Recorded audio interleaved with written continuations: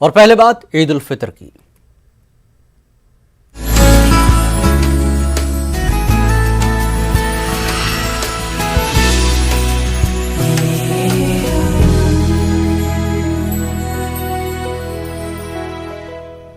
पूरे मुल्क में ईद उल फितर मनाई गई। कोरोना वायरस के इस पुराशुभ दौर में ये दूसरी ईद है। इस बार भी फर्जंदान तौहीद एक दूसरे से न गले मिल सके और न मुसाफा कर सके। इस मरतबा भी ईद मिलन का एहतमाम नहीं किया गया। कोरोना वायरस जैसी वबा से निजात की दुआएं की गई। नमाज ईद उल फितर के बाद ख़ास तौर पर मुल्क की सलामती के लिए दुआएं की गई।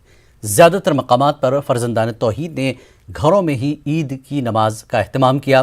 कोविड शराइत के साथ कुछ मस्जिदों में भी नमाजें पढ़ी गईं। सोशल डिस्टेंसिंग का खास ख्याल रखा गया। कहीं कहीं कोरोना गाइडलाइंस की खिलाफ वर्जी भी सामने आई।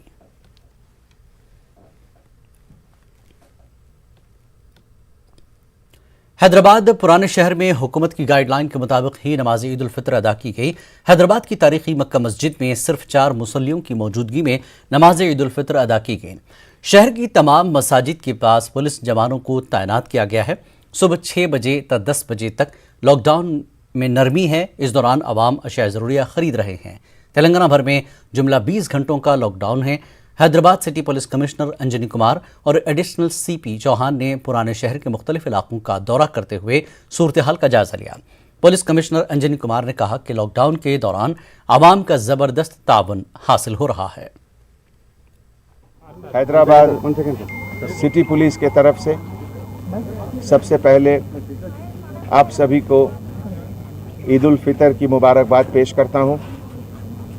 हैदराबाद सिटी पुलिस के हर ऑफिसर्स, होमगार्ड ऑफिसर से लेके कांस्टेबल ऑफिसर से लेकर सीनियर ऑफिसर्स, सभी लोग को बहुत खुशी है कि ईद उल फितर के मौके पे आपके सर्विस में पूरी पुलिस लगी हुई है।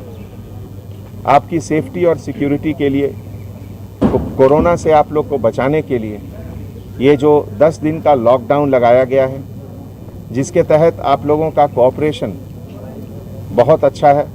आज सुबह ईस्ट जोन के बाद साउथ जोन देखने से पता चला कि पब्लिक में एक रियलाइजेशन है कि ये लॉकडाउन को स्ट्रिक्टली इम्प्लीमेंट करना है।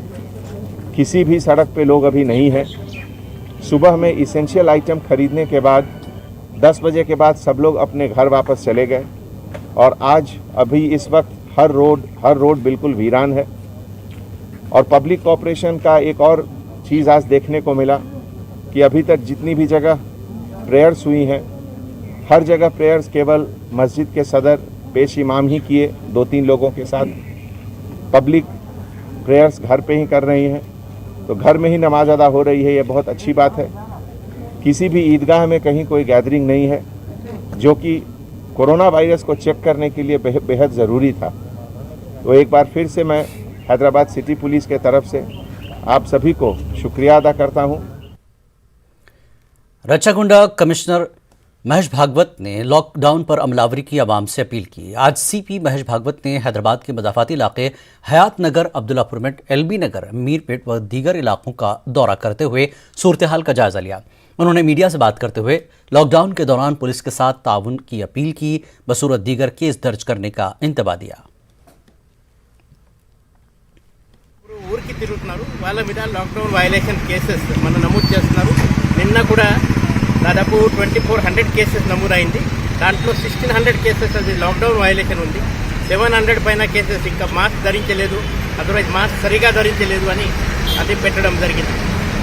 మా కమిషనరేట్లో 46 చెక్ పోస్టులు దాదాపు 1500 సిబ్బంది మున్సిపల్లో పనిచేస్తున్నారు. ఈ లాక్డౌన్ అమలు చేయడానికి ప్రజలకి అందరికీ విజ్ఞప్తి, పోలీసు వాళ్ళతో కోఆపరేట్ చేయండి, మాస్క్ పక్కా ధరించండి, భౌతిక దూరాలు పక్కా పాటించాలా, లార్జ్ గ్యాదరింగ్ అది అవాయిడ్ చేయాలా. లాక్డౌన్ సమయంలో ఈ లాక్డౌన్ రూల్ ఎవరైనా వైలేట్ చేస్తే వాళ్ళ మీద కేసు తప్పదు. సెకండ్ టైం మన వైలేషన్ नोटिस। शहर हैदराबाद में रात के औकात में भी लॉकडाउन पर सख्ती से अमलावरी हो रही है। सिटी पुलिस की जानब से शहर के अहम शाहराहों पर चेक पोस्ट कायम किए गए हैं। शहर हैदराबाद के अहम इलाका केबल ब्रिज, हाईटेक सिटी के अलावा टैंकबंड, चार मीनार व दीगर इलाकों में लॉकडाउन पर सख्ती से अमल हो रहा है। बिलावजह सड़कों पर घूमने वालों पर जुर्माना आयद किया जा रहा है। महकमे पुलिस ने आवाम से ताउन की अपील की है।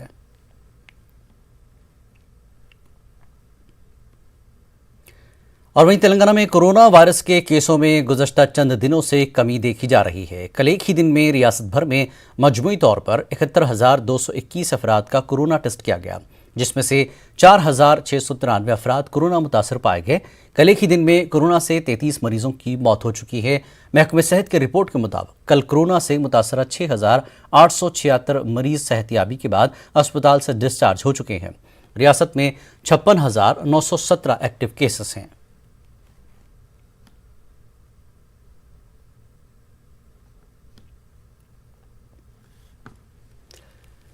कोरोना वबा के बीच जियो ने अपने सारिफिन को बड़ी सौगात दी है। जो जियो यूजर्स अपना फ़ोन रिचार्ज नहीं करवा सकते हैं, वो जियो की मुफ्त वॉइस कॉल का फ़ायदा उठा सकेंगे। ऐसे जियो यूजर्स के लिए 300 मिनट मुफ्त आउट गोइंग वॉइस कॉल का ऐलान किया गया है। इसके साथ ही जियो फ़ोन यूजर्स को by one get one plan की सहूलत भी दी गई है। रिलायंस ने एक बार फिर इरादा किया कि मुश्किल की इस घड़ी में वो मुल्क के हर शहरी के साथ खड़ा है।